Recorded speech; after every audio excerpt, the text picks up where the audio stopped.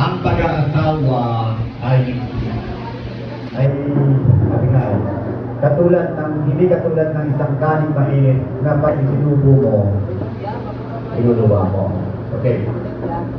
By legality, as solemnizing officer, ibig sabihin ako ay espesyal nagkakasal. Katulad ni Pastor Joseph, hindi siya. Hindi kami nagkakasal ng outside ng ating membership. Hindi bawa. Kung parang Catholic sila, tapos lalapit sa akin, Pastor, baka pwede kami pakasal sa inyo. Hindi pwede. It's a big no. Hindi pwede. Both of them, we know that there's a religious difference, and the same thing lang, iba ang belief nila. Now, kung isa naman doon ang member natin, sabihin, under ng organization natin, and then isa doon hindi. Ano may mangyayari? So, nako-compromise tayo. Ibig sabihin, ang sagot ko, we strongly discourage. Okay? Hindi natin pinagbabawalan. Pero, nagkakaroon tayo ng pagkakataon that we are not putting rules or laws or batas patungkol yan because the same thing, paano ka ba magsahay, paano ka ba kumain, there are tinatawag natin guidelines that we put in ourselves and we apply the restrictions. Kasi huwag mo natin paabutin sa kasalan kasi sa kasalan may legality. May mga requirements, may qualifications, pinapadaan pa. Pero doon pa lang sa panliligaw, kung ano ba ang dapat ng guidelines. Nagpapayo si pastor nyo ng mga pagpapayo na kung saan na sana na bago ka mag-entertain, ilapit niya sa Panginoon. Na bago yan manligaw, sana itong katanggap yan sa Panginoon. Na ika nga, we are not putting any barriers unto them. Ay, unbeliever ka, hindi ka taga sa amin. No, hindi ka pwede manligaw. Ano nangyayari? Rejection. So, what if kung baguhin siya ng Panginoon?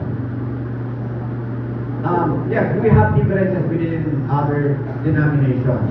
Pero hindi tayo nagpuput ng ating conviction kung pag sabi na, ay, Trinitarian yan, apostolic ako. It's a big no. Sabi na, yes, it could be because of the general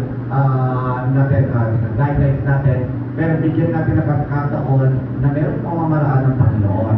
Yes, we strongly discourage na magkaroon kayo ng kasintahan outside of our fellowship, pero huwag niyo munang madaliin ang proseso ng pagsasain at pagkain ng mainit na kanin. Kasi nga kapag sinubo mo tayo, luluwa mo magsisisi ka sa ulit. So, ano ang dapat gawin? We strongly discourage. So that's why, consult your pastor, kung ano may papayo sa inyo, at kung paano siya may lapit sa Panginoon, then pray for them, pray for him, pray for her. Kung magpakita ng senyales na iba ang motibo, si Christina lang, si Christopher, ang habol nila, hindi si Cristo. Now, you should open your mind and your heart that it is not a will of God. And pupunta tayo sa kasalan, yes, hindi, way. Friendship pa lang, alam nyo na dapat, that do not be equally yoked to unbelievers. How come, bakit na kailangan mag-entertain ng manliligaw na hindi mo na kaibigan, higit pa sa iba sa taas na umipit sa kinakalan. And higher than that, nakasalan pa. Sana maintindihan nyo, hindi kami nagsasabing, o hindi ako nagsasabing bawal or something, because God has ways unto us, may pamamaraan ng Diyos, pero we strongly discourage.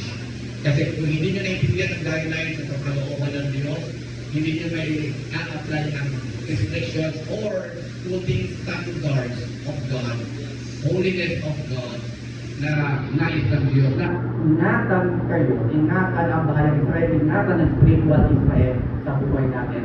Kasi once na tayo ay pamato, na-compromise na ang ating pamumuhay, ang ating pagsamba, ang ating pananampalataya. Yun lang.